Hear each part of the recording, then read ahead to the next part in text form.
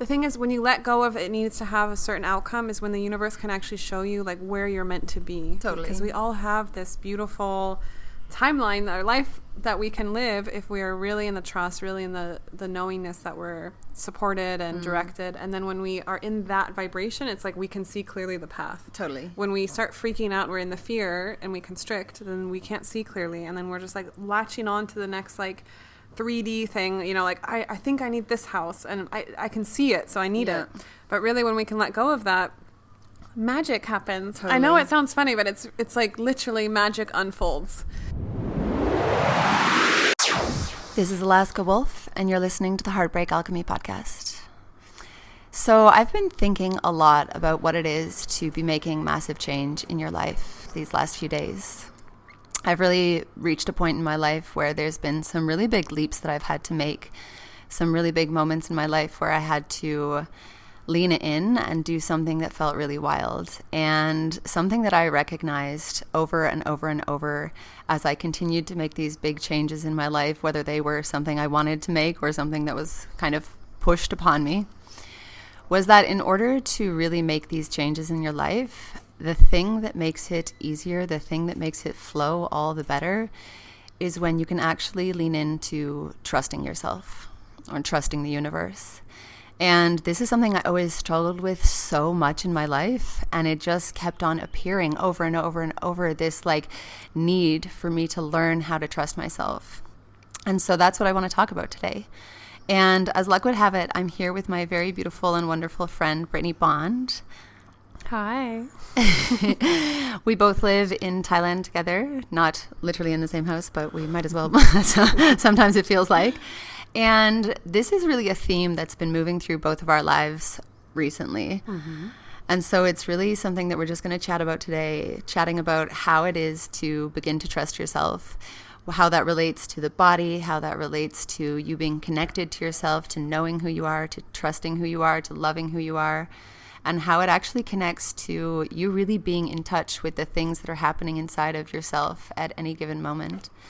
Touching into your intuition, touching into the things that you actually want to create in this world. So, Brittnee, I would love for you to introduce yourself. Tell me who you are, what you do, and anything else that feels relevant. Hi, thank you for having me. Yeah, you're so welcome. I'm so excited.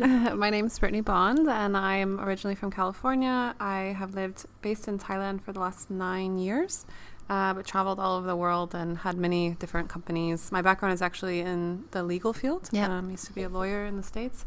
And now I host, I like to help people create more connection to themselves and each other and the earth. And I do that in various ways. Right now, I specifically focus on pleasure. So I coach men and women on how to create more pleasure within their own bodies, how to connect with each other to create more pleasure. I host something called the Vanilla Play Parties, which is a pleasure temple. Yeah, so fun. Yeah. And Alaska here is one of my women who host it with me. It's completely women-led, erotic temple, no penile penetration. So it's a lot more sensual, a lot more soft. It does get juicy, but yes, it does. Yes, it does. But I've hosted these for the last 4 years, and we had over 2,000 people come to the experience. So incredible. Yeah, so I do coaching, I do private pleasure sessions, I host the play parties. I have a podcast, so, and, you know, I just live on this tropical island with my dog, like you, so we go on adventures a lot with our dogs. Yeah. That's me. Yeah, it's so beautiful. And I'd love to know a little bit more about what your relationship is to trusting yourself. I'm curious if you always had trust in yourself, or if it was something that you had to build up over time. It's interesting. I feel like I've had a lot of trust in myself in very specific ways, like being able to get out of chaotic situations. I grew up in a very abusive household, in what I would consider a religious cult. So I believed in myself to get out of those. Yeah. The believing in myself and trusting myself to create the life that I want, I think has been a journey. For sure. And I think that's like us allowing ourselves to release negative beliefs about what we deserve. And also for me, it's a dance with the universe, with God, source, whatever you want to call it, you know, because there's only so much we can create ourselves. And then the rest of it, we have to like trust. Yeah, for sure. I think this was the thing that was really a struggle for me, because for me, the trust element was something that I always felt like I was lacking. Like I felt like I could hustle my way to getting what I wanted. Like I was very in my masculine and very just like, if I do enough work, if I hustle enough, if I knock on enough doors, if I just like spend my entire life like doing the damn thing, eventually I'll get there. But I feel like when it came to things that I truly wanted, and maybe things that were a little bit more of the heart, maybe like relationships, I couldn't force it like that, because you can't hustle your way into love, you know what I mean? Or you can't hustle your way into the perfect relationship, because it's got to be you going out into the world and actually doing the things, like the release that allows you to choose these things, that allows you to trust yourself, that allows you to even know what you want and need and deserve and desire in this world. And that's where the trouble came in for me, for sure. Yeah, and I feel like if you're a woman who's choosing to lead in her feminine energy, if you want to have the polarity match of a partner who's leading in their masculine energy, if you're leading your masculine energy, getting that situation, you're only going to attract in someone who polarity-wise is more in their feminine. Totally. And then you're going to be frustrated. Totally. And I've also gone through that myself, because I am a go-getter, and I feel like I'm very balanced in my masculine and feminine energy. So I like to do a lot of things. I love to build businesses. I'm traveled over 70 countries. For many years, I was just going. And then, I had to recognize that, if I want to be in my softness in my relationship, I have to be in my softness, like, without the relationship. Totally. Wow. It's such a strong one, because I remember in my last relationship, like I was always trying to like force us to be the relationship that I wanted. Like I really wanted the relationship to look a certain way, to feel a certain way. And so I was always trying to contort myself and my partner into being what I wanted and needed. And there was like no real space for either of us to be who we truly were inside of that relationship. And I think for various reasons we were both choosing that, like because of the trauma patterns we had and the blueprint that we had around like what love felt like and what we wanted to get from the other person. But it was really something where I just felt like I can't need to work this hard for a relationship. Like I need to find a way back to the authentic self of who I am. And like I think for a lot of people, when they hear the feminine and masculine framing, it can be a little like people can not understand. And I think for a long time I also didn't really understand, because I thought, femininity, it means just being like soft and demure and taking, like being like the soft place for a man to land or whatever, and kind of taking whatever they were throwing at you. And like, you mean like bypassing your own needs? For sure, 100%. But this is what I think, there's this, when we think about the feminine archetype in the world, like in our distorted world, right? Yeah. There is very much this like meek, soft, gentle person that is what you actually like think of subconsciously.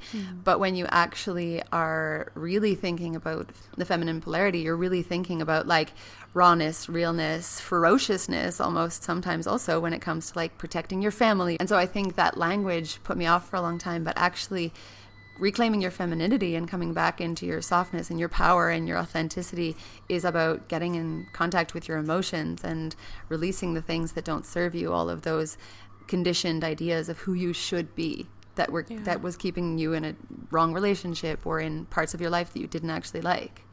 Yeah, and I think the thing that a lot of people, men and women, have a hard time with in today's world, because it doesn't feel safe emotionally. So I think it's hard to be vulnerable. For sure. And I think for me that is one of the strongest feminine qualities that I am proud to admit, is like, sure. Yesterday I was on the beach talking to a friend and I just started crying because I was like, wow, I'm just feeling really emotional about this. And he was like, no, it's okay. Like he like put his arm around me, like, I'm happy that you're sharing your feelings. And in the past I was not as I presented myself that I was open and vulnerable and all these things, but I actually wasn't in the moment when I needed to have it connect to my body. Yeah, for sure. So that's one question I was going to ask you is like, when you and your ex-boyfriend were doing this performing, how did it feel in your body? At that moment in my life, I was really numb. Like I had really, what they used to say, my family used to say that if you saw me crying, you knew shit had really hit the fan, because that just never happened. Like I would never allow myself to be seen in that vulnerability, I actually wouldn't even really allow myself to get to that vulnerability. And so by the time I became an adult, I was so shut down that like I felt so much, but I felt like I couldn't share that with other people. And inside of my relationship, like obviously because I was feeling so numb and because I had all of these ideas about who I should be, I really chose somebody where they took up a lot of space in the relationship in terms of the emotional temperature in the room, the amount of emotional space. And so like it actually ended up being a pretty good disguise because there wasn't really enough space for me to be fully present, fully authentic about my stuff, because we were always kind of dealing with the forest fire that was whatever was going on in my ex-partner's life. So it was almost a way of being emotionally avoidant. Yeah, which is interesting because I was also very anxiously attached. But in that, I was also being very avoidant of my own emotions, for sure. Yeah, I find that super fascinating because I don't know if everyone knows, but Alaska's a Virgo. And I seem to be attracting a lot of Virgo men into my life. So what you were saying about the having all these emotions, because like for me, I can feel people and I can feel their emotions. And so my last two partners have the same birthday, and they were both Virgos, and like I could feel how much emotions they had, and I would ask them like, "You want to share it?" And they're like, "No, I'm fine. Yeah, everything's fine. I don't know what you're talking about." And they would I felt gaslit, you know, like that somehow it was me, and I was like, I mean, I have my feelings, but I'm owning them. I just want to know what yours are so we can like have a conversation. I think it's like for me anyways, it was really a safety issue. Like I didn't really ever feel safe to admit those feelings that I was having, especially if they were more vulnerable or if they put me in a position of like being seen in a way that wasn't like the optimal view of myself, like the most powerful, the most go-getter, the most like whatever it was. Like I just couldn't really deal with being vulnerable, being authentic, being like seen as maybe like in my struggle, you know? And so I really ended up in situations or chose relationships in situations where I just wasn't, you know, I wasn't seen in that way. Well, what was the deeper fear? If people saw you in your struggle, what would happen?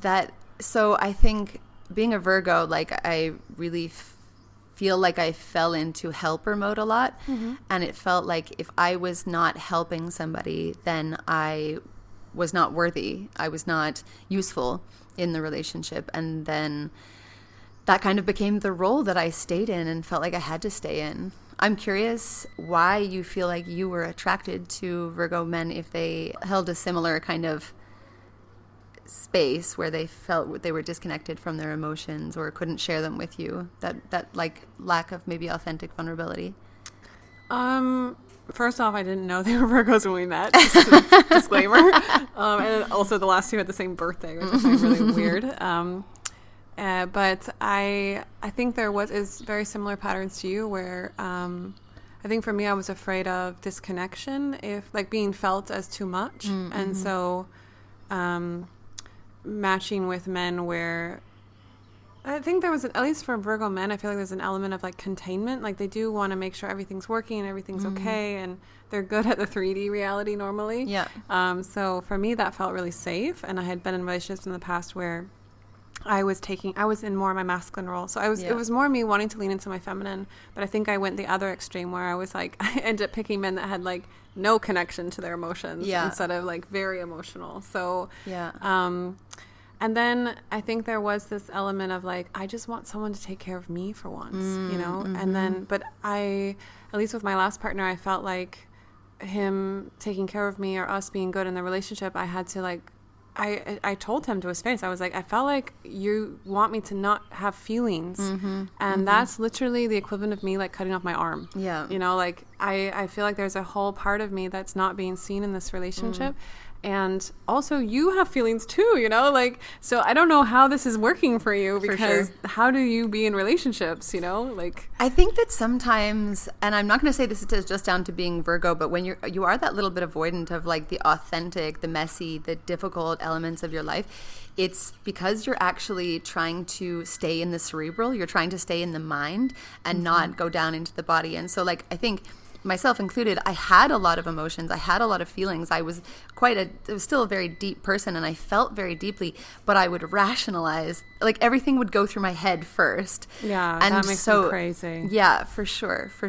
But it was something, when you're really disconnected from your body, when you're really disconnected from your, like, sharing those emotions, then it just feels safer for everything to go through the mind. And I think that's really what the society that I grew up in really taught me, that like if everything goes through the mind, then you'll be safe, because you can be rational, you can make a choice. Sorry, there's something beeping in the background and we don't know what it's doing, and it's beeping like mystery box every beeping. 5 seconds.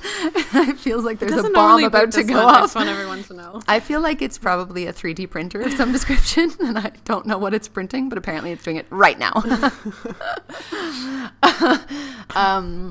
So I just kind of put everything through my mind first. And so even if we were going to talk about emotions, it would be through the mind. And I was dating somebody that was a Sagittarius who really had a huge amount of emotions, but no possibility or capability for emotional regulation. And so I think the other part of my own containment was as a safety mechanism, because if we got into an argument, or if we got into a sadness, like some sort of rupture, or if there was something where he was expressing an emotion that was really big, I felt like I needed to stay in my brain so that I could like mediate and make sure everything was okay and things didn't go insane. You know what I mean? Because it was very volatile. That's how I think my last partner and I were. I was the one who was very emotional and like was coming at everything from my body, like how it felt in my body. And then he was the other extreme where he was very in his head, you know? And I could go there and rationalize my feelings so that he understood me, but I didn't feel like he really had the capability or at least for most of our relationship, I don't feel like he really wanted to go there. I think the emotions felt for him to come my direction, you know, and like feel into his body. I don't know I think a lot of people literally do not have the tools or they don't even know what it feels like to be in connection to themselves, their body. And so it's like, you know, how do you so I came to the point where I was like, I don't know, take an embodiment course, take a tantra course, like I don't want to teach you, you know. And he did, but it wasn't in the same amount of time to catch up to me. Whereas I think like if you were interviewing him right now, he would be like, wow, she was so dramatic, there was so much chaos emotionally, and I couldn't handle it, and it was like every day I didn't know what I was going to wake up to. And I honor that was part of the story. But now I've learned a lot from that relationship, and now I'm like, no, I'm in my center. Like literally there's times, especially recently, we're talking about like all these big changes, right? Like we both have had big move changes in our life, and in the past, like especially something around our home, like for me around home is such a big trigger for me. Safety, home, everything, belonging. And so right now it's coming up again. Like I'm in this huge villa, and there's all this stuff going on with my home situation. Am I going to live here longer? Am I not?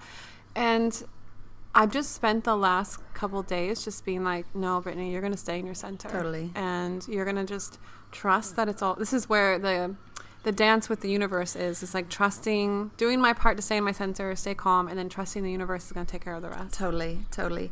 And I think it's like, I've got to also echo that like over the past couple of months, I've had a really similar, like it's interesting that our lives really seem to mirror each other a lot. We often have a lot of the same stuff going on at the same time. And I also had the same thing where it was like this movement around my home and like, will I be able to stay where I am? And like, I really loved where I am. I had a lot of connections in the neighborhood, and I really felt like I had no plans to be anywhere else. And then the universe was kind of like, it's time to go. And, you know, in the past, because I have had a couple kind of fairly intense things happen around my home life, my past apartment, these different stories, I really could have been like going crazy. Like I really could have been completely knocked off my center and just been like freaking out. I had no car. My car had flooded. Like it was all of the things all at the same time. All at once. Yeah. And it was like, it was really interesting because I had been really in my center, really just like staying like, okay, this is happening. It's going to be okay. I'm just going to like keep calm. I know I have options. I can do this. I can do this. I'm not so attached to any particular outcome that I am like gripping to it. And I think sometimes that can also be the thing that causes a lot of the misery and discomfort for us, because we're like gripping to something that we feel like we have to make it go and we have to make it work. And no matter how much evidence the world is bringing to you, being like, you gotta let go, like you've got to let go, like let go.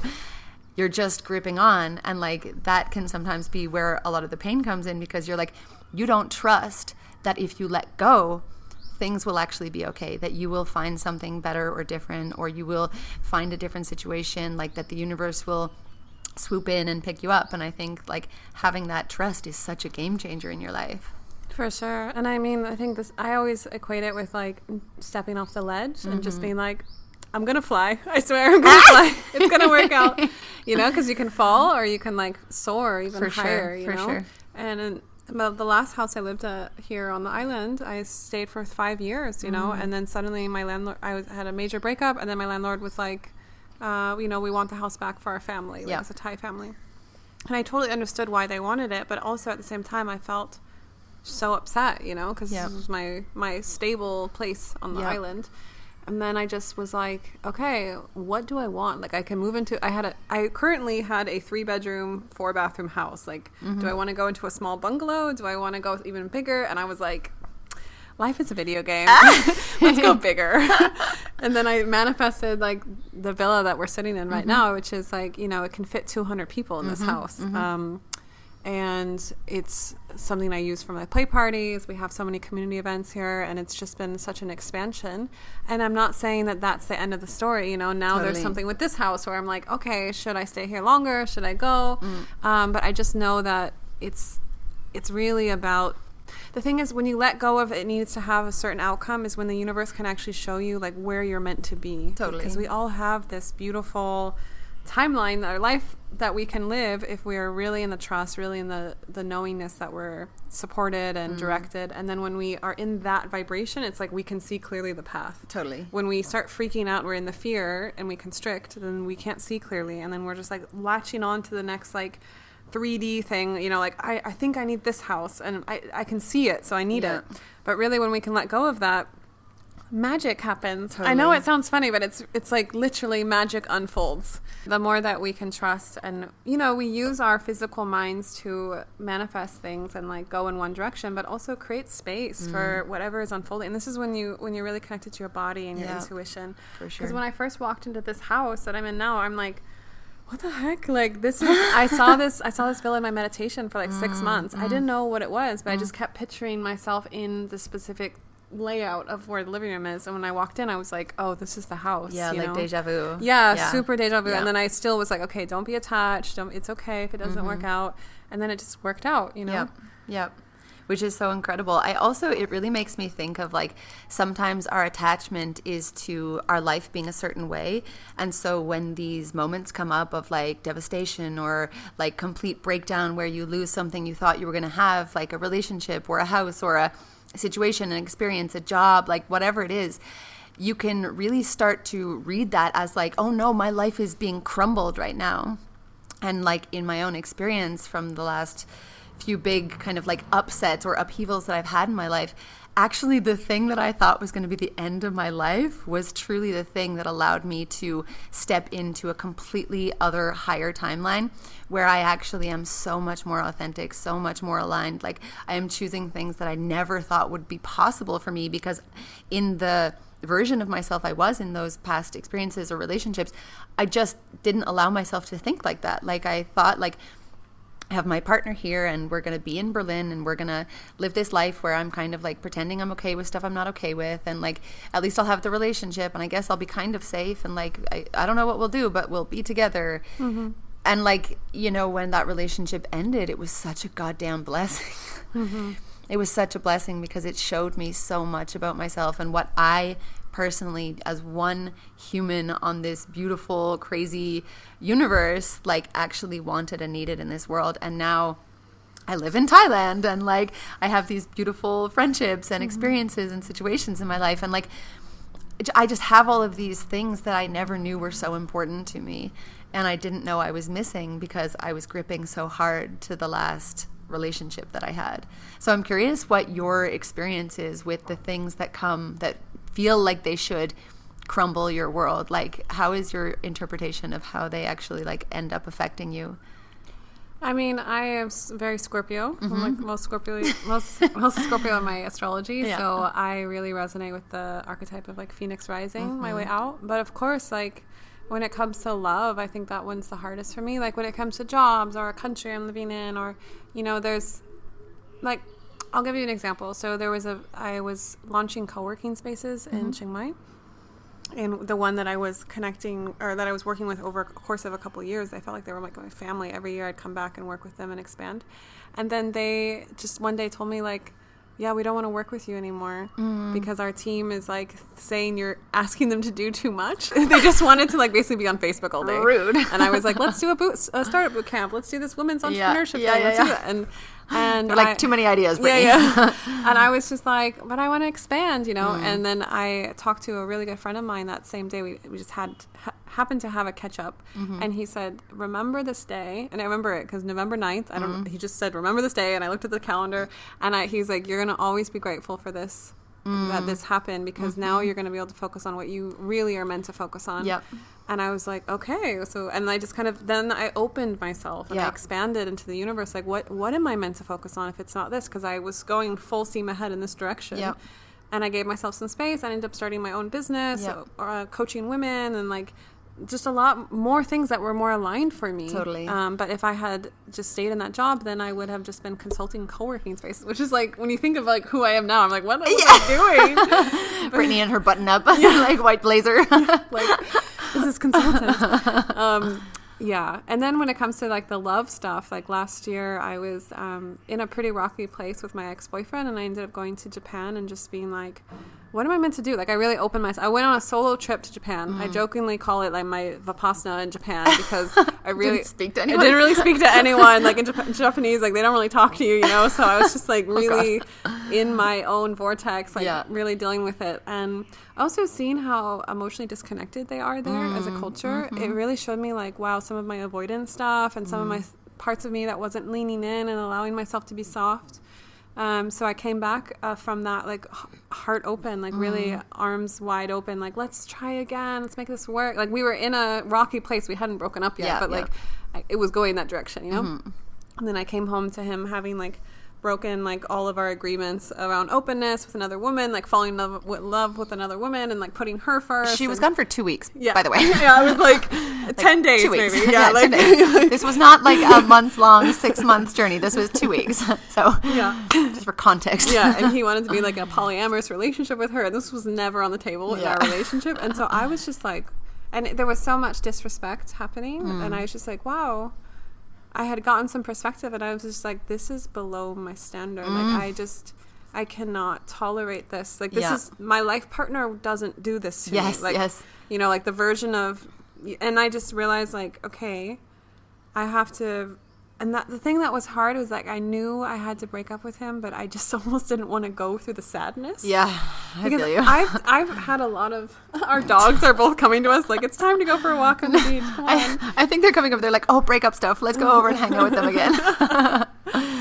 But yeah, I've been in a lot of relationships in my life. I was married for 6 years. I got married at 18, and I counted like, I've probably been in 7 long-term relationships where we were like traveling together, had a business together, lived together. And you know, when you're a nomad, you kind of go in. Yeah, you're like living together, you're doing all the things. 0 like, to married, like real fast. Like we're not like married on legal terms, but it feels like you're married, you know? Yeah. And so I've had a lot of heartbreak. I've had a lot of love, and I've had a lot of heartbreak. That's and the cost sometimes. Yeah. And so I took my Phoenix rising out of that one and ended up going to Burning Man and seeing my family for the first time in 10 years. And I just decided, you know what? I'm going to figure out what I actually want in a relationship, and I'm not going to get into a relationship until I know what I actually want. Oh my God, this is so transformative. Like, it's so transformative. Rebounding, hardcore, and all the past. I felt like I was just rebounding from one relationship to another. Yeah, for sure. And like looking for what I didn't have in the last relationship in the next one, but it wasn't the complete picture of what I wanted, you know? Yeah,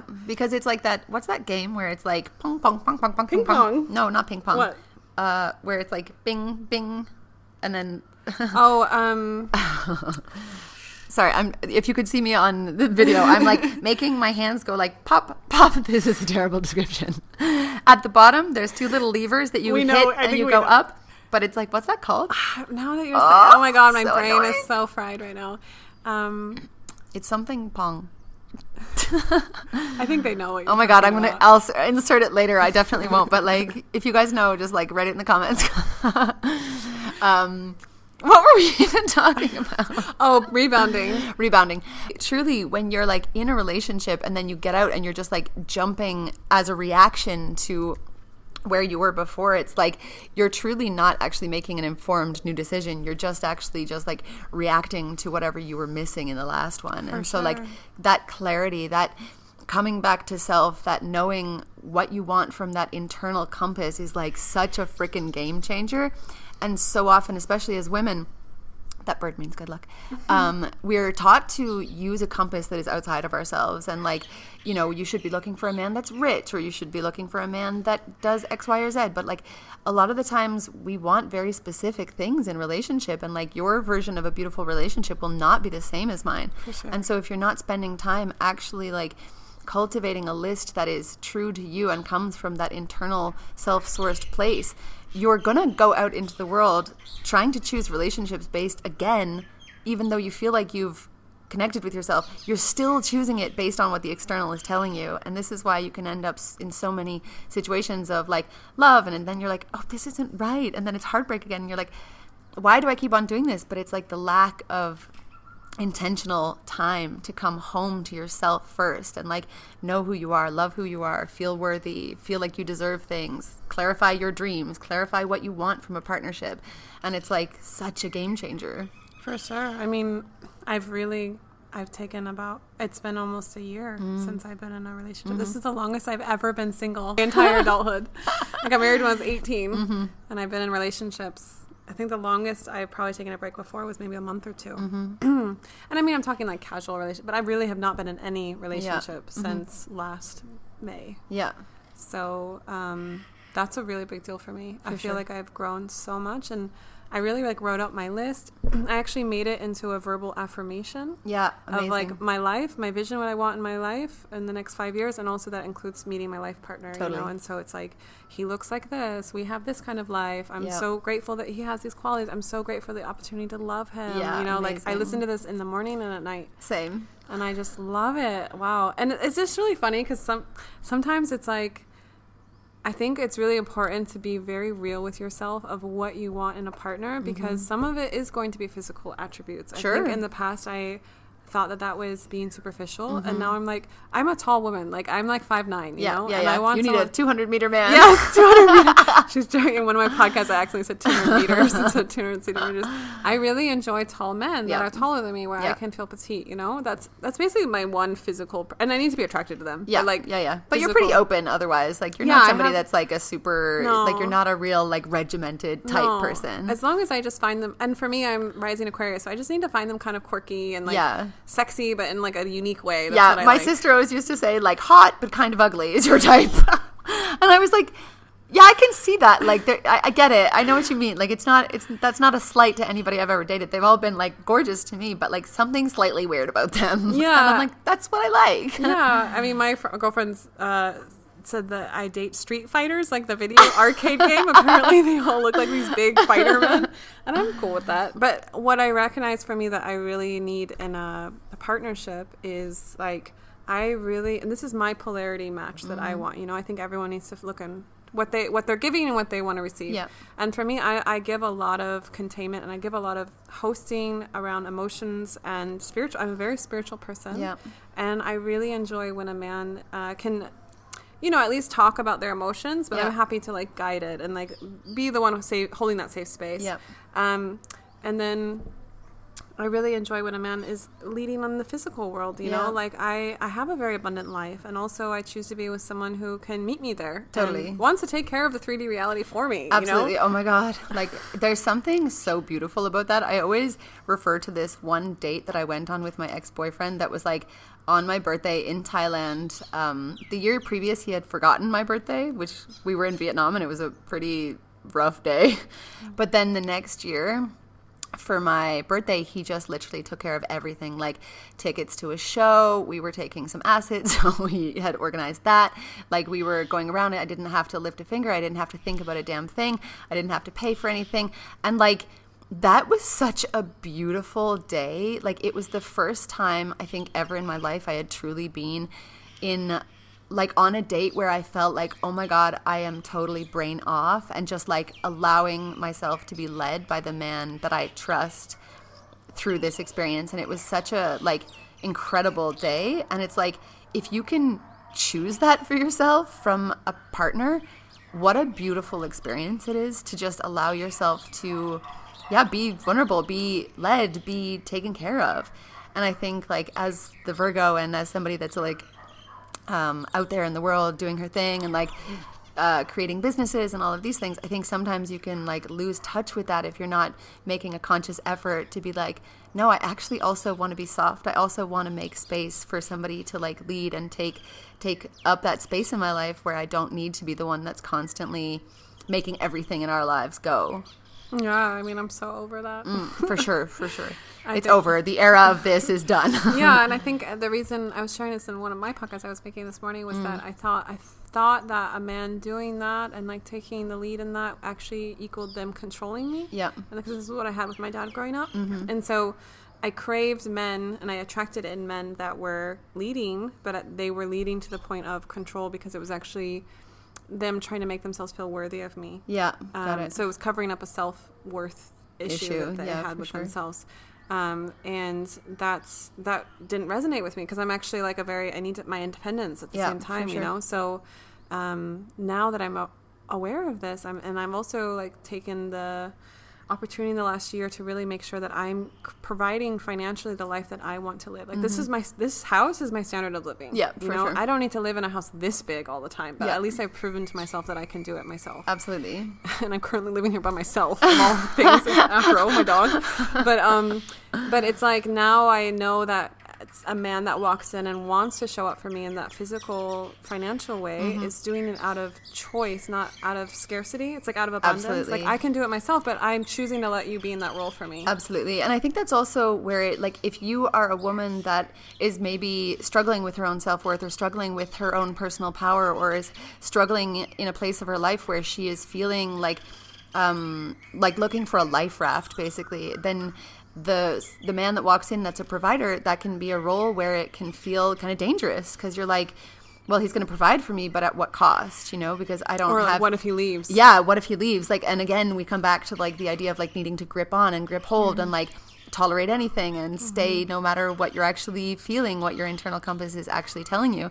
And so it's a very different relationship when you are choosing to allow somebody to take up that space rather than, you know, doing it out of like, well, I need this life raft or else I'm fucked. Yeah, you need to be in your power when you're making a choice of who you're going to partner. If you're choosing a life partner when you're feeling disempowered, that's never going to end well. For sure. But I think this is kind of bringing it back to the work that I do and the work that you do. It's very much about like, my own work is so much about coming home to yourself, like coming home to who you are and like your worth and your value and what you deserve and what you want in the world, but all from this place of really being connected to yourself, your body, your sensations, your emotions, maybe in a way that you haven't been connected to in a long time. And like, I think we both actually have found this deeper connection with our own selves and our own truth in the world through pleasure and through working with pleasure and tantra and all of the places where you're really connecting to your body on this really core level. Yeah, I mean, I'm such an emotional person, and I've realized that if I channel that in a specific way, I can actually make it a superpower for myself. Whereas I think a lot of women feel like having a lot of emotions actually makes them less powerful. Yeah. And it can, but like if you know how to channel it, if you know how to turn it into pleasure, if you know how to use it to manifest things, wow, you are more powerful than 10 men combined. Absolutely. Know? And it's like more fun because it's the portal of everything. Yes. Like, you know, I think people forget sometimes about how fucking magical it is that women create life. Like what?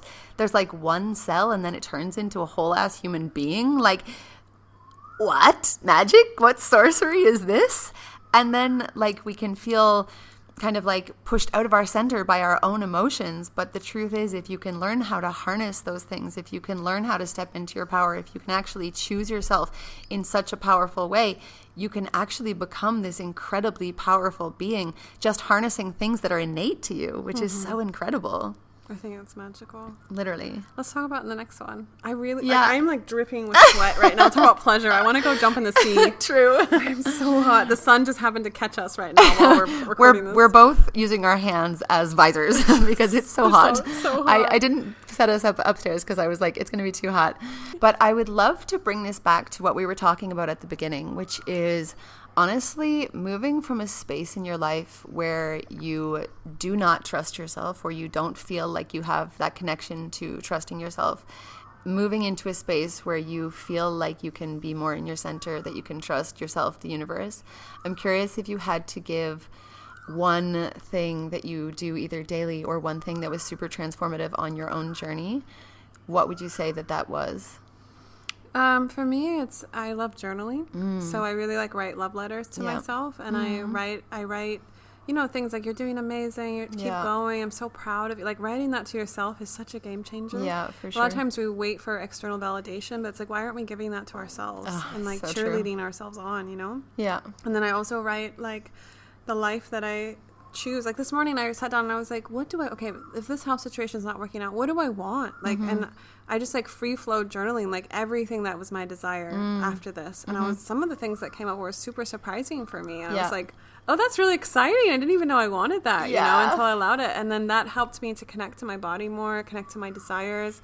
And that just helped me to get to the point. Like when you're in that excitement energy, then everything's flowing. If you're in a contraction energy, nothing's flowing. For sure, for sure. And I think this also really relates back to being more in your body, because it's actually the ability to notice, even on the smallest micro level, and the ability to witness and actually bring your own attention to what lights you up and what lights you down. What actually makes you feel excited about the future and what makes you feel contracted. And that can be about literally relationships or moves or experiences, situations, people that are walking in and out of your life. And so I love that. It's about bringing forth what the things that you might not even know that you want. For sure. But also really starting to notice and starting to connect with your body, and how that actually allows you to navigate that internal compass of this is actually what I want, and I know that because my body is it's giving me those signals. Yeah, it feels pleasure. Yeah. Love it. Thank you so much for joining me today. That was so fun. We're going to have to continue this conversation. Yeah. Whenever we make a podcast, I'm always like, why don't we do more? I know. Beautiful. Brittnee, you are going to have all of your details in the show notes. Beautiful. Is there any last words you want to give to my audience?